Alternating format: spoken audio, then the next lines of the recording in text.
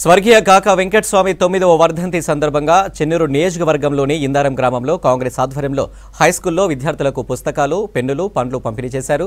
తెలంగాణలో కాంగ్రెస్ ప్రభుత్వం ఏర్పడడంతో పాటు గడ్డం వివేక్ వెంకటస్వామి, వినోద్ ఎమ్మెల్యేలుగా గెలవడంతో కాకా వెంకటస్వామి ఆత్మకు శాంతి కలిగిందన్నారు నేతలు. కార్మికులకు పెన్షన్ స్కీమ్ తీసుకొచ్చిన గొప్ప నేత కాకా అన్నారు.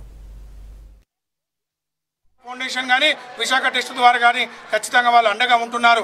ఈ చెన్నూరు నియోజకవర్గం కాదు, పెద్దపల్లి పార్లమెంటు పరిధిలో ఎక్కడ తెలంగాణ రాష్ట్రంలో అన్ని జగల వాళ్ళు అండగా ఉంటున్నారు.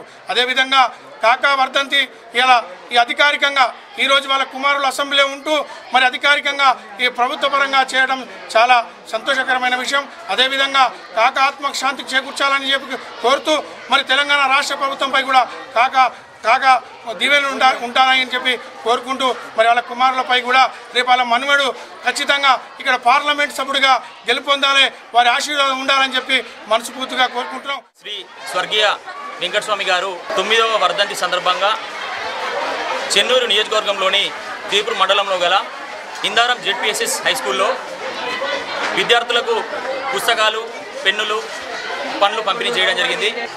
కాకా వెంకటస్వామి గారు తెలంగాణ ఉద్యమంలో మరియు అతను జీవితం కాలంలో ఉదయాన్నే 4 గంటలకు లేచి రాత్రి 10 గంటల వరకు నిరంతరంగా కార్మికుల కోసం శ్రమ చేసినటువంటి వ్యక్తి కాకా వెంకటస్వామి. మన మధ్య నుంచి వెళ్ళిపోయి సుమారు 9 సంవత్సరాలు గడిచింది.